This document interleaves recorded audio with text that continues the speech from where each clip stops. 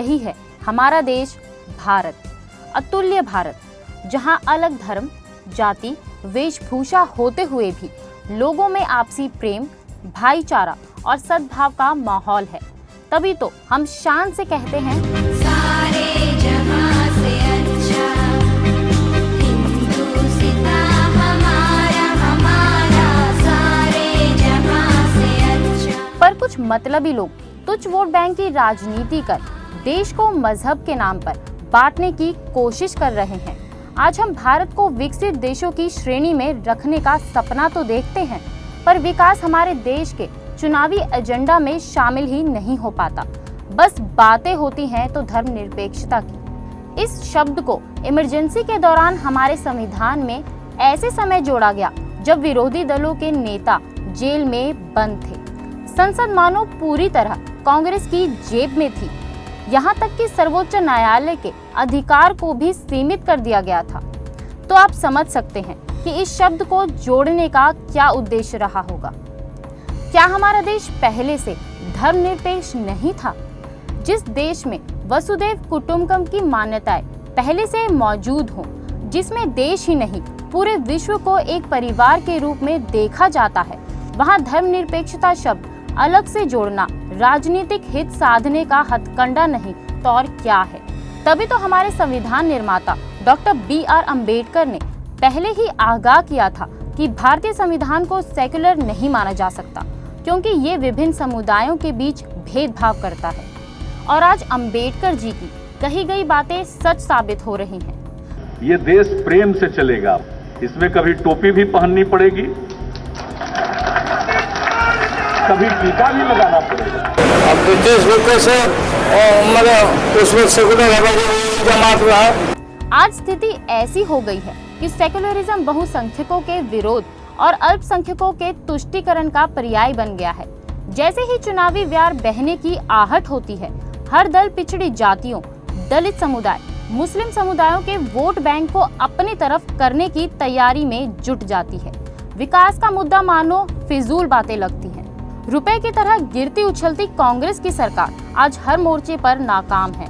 फिर भी उसे आशा है कि अगले आम चुनाव में कांग्रेस फिर सत्ता में लौटेगी। उसे अब भी भरोसा है कि धर्मनिरपेक्षता का जो अस्पष्ट बीज उसने बोया है, उस जाल में जनता फिर एक बार फंस जाएगी।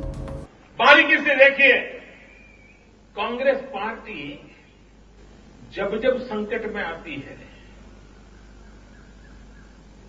भ्रष्टाचार के संकट में आई हो, महंगाई के सवालों का जवाब देने का संकट पैदा हुआ हो, सुप्रीम कोर्ट से डंडा चला हो, मंत्रियों को जेल जाने की नौबत आई हो, निर्दोष बच्चियों पर बलात्कार हो रहे हो, असुरक्षा का माहौल हो, जब जब कांग्रेस संकट में आती है तो वो समझती है, क्या करती है, देश की जनता को जवाब नहीं देते हैं, देश के सवालों के जवाब नहीं देते हैं,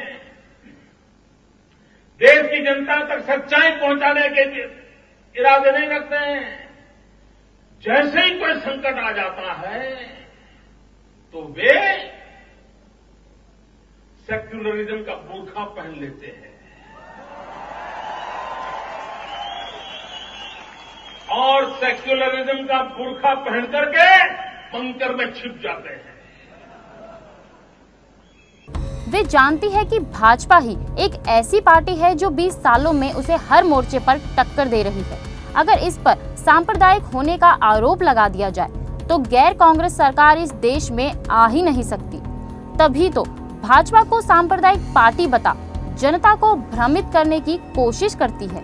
जबकि इतिहास के पन्नों को पलट कर देखे तो सांप्रदायिक कौन है, भाजपा या कांग्रेस, खुद ब खुद पता चल जाएगा। नरेंद्र मोदी को सांप्रदायिक सिद्ध करने के लिए गुजरात दंगों में उनका नाम बार बार उछाला जाता है, जबकि हमारी सर्वोच्च संस्था सुप्रीम कोर्ट द्वारा नियुक्त विशेष जांच दलों को 2002 के गुजरात दंगों में उनका हाथ होने का कोई सबूत नहीं मिल पाया है। फिर भी उन्हें सांप्रदायिकता का तगमा पहनाने के लिए आतुर रहती है कांग्रेस पार्टी। पर 1984 के सिख दंगों के दौरान राजीव गांधी द्वारा दिए गए उस बयान को भूल जाती है, बड़ा पेड़ गिरने पर जमीन खिलती है। क्या ये सांप्रदायिक होने की निशानी नहीं?